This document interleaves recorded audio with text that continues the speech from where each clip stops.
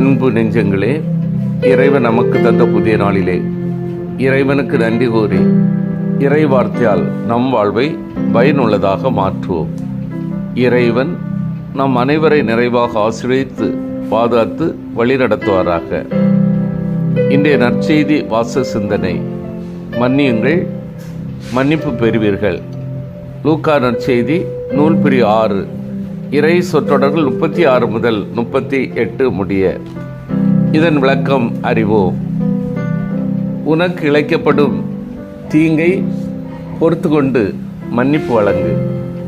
எளியோருக்கு எதிராக வலுவானவர்கள் இழைக்கும் கொடுமைகளை பார்த்து வாழவிடாதே. இதுவே ஆண்டவர் தரும் ஆலோசனை எனலாம். எந்த அளவையால் அளக்கிறீர்களோ என்ற கூற்றை லூக்கா கொடுக்கல் வாங்கல் சூழலில் பயன்படுத்துகிறார். இயேசுவின் பல கூற்றுகள் தனித்தனியாக வாய்மொழி சுற்றுகளில் இருந்தவை. வெவ்வேறான பொருள் தருவதாக புரிந்து கொள்ளப்பட்டு வெவ்வேறான தொகுப்புகளுக்குள் சேர்க்கப்பட்டவை. அன்பார்ந்தவர்களே, லூக்கா நற்செய்தியில் வருகின்ற முக்கியமான கருப்பொருட்கள் ஒன்று மன்னிப்பு என்பதாகும். குற்றம் புரிந்தவர்களை ஒதுக்கி வைக்காமல் அவர்களோடு மீண்டும் நல்லுறவு ஏற்படுத்துவதற்கு முதல் படியாக மன்னிப்பு அமைகிறது. மன்னிப்பு என்பது அன்பின் ஒரு சிறப்பான வெளிப்பாடு எனலாம். அன்பு என்றால் பிறரின் நலனை நாடுவது என்று பொருள். நமக்கு எதிராக செயல்பட்டோரை அன்பு செய்வது நம் நண்பரை அன்பு செய்வதை விடவும் அதிகம் கடினமானது. ஆனால் இயேசு தம் சீடரிடம் மன்னிப்பின் தேவையை சிறப்பான விதத்தில் வலியுறுத்தியுள்ளார். இயேசுவின் போதனைப்படி மன்னிப்பு வழங்குவது கடவுளை உயர்ந்த பண்பு. இதை லூக்கா இரக்கம் என விளக்குவார். இயேசு, உங்கள் வானத்தந்தை இரக்கமுள்ளவராய் இருப்பது போல நீங்களும் இரக்கமுள்ளவர்களாய் இருங்கள் என்று போதித்தார். கடவுளைப் போல மனித இரக்கம் கொண்டிருப்பது இயலுமா என்றொரு கேள்வி எழலாம். கடவுள் எல்லையற்ற அன்பும் இரக்கம் உடையவர். மனிதர் எவ்வளவுதான் அன்பு கொள்வதற்கு முயன்றாலும் கடவுளுக்கு நேரான விதத்தில் அன்பு காட்ட அவர்களால் இயலாது. எனினும் மனிதருக்கே உரிய விதத்தில் நிறைவான அன்பையும் மன்னிப்பையும் நம் வாழ்வில் வெளிப்படுத்த நாம் அழைக்கப்படுகிறோம். மன்னிப்பு என்பது கடவுளிடமிருந்து நாம் பெறுகின்ற கொடை.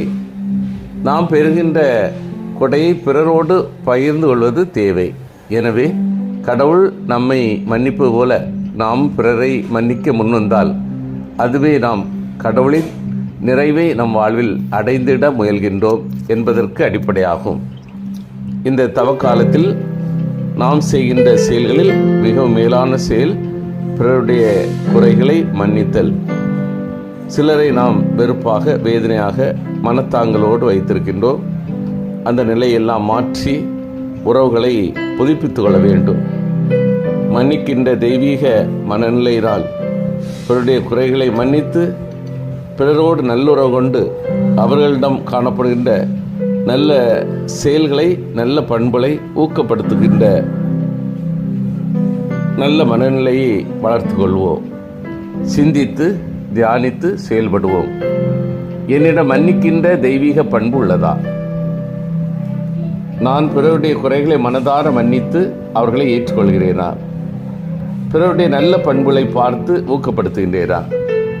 மன்றாடுவோமாக. வல்லமை மிக்க இறைவா, எங்கள்கிட்ட மன்னிக்கின்ற தெய்வீக பண்பு நிலவவும் நாங்கள் பிறருடைய குறைகளை மனதார மன்னித்து அவர்களை ஏற்றுக்கொள்ளவும் பிறருடைய நல்ல பண்புகளை பார்த்து ஊக்கப்படுத்தும் தேவையான நல்ல மனதை தந்தருளும்.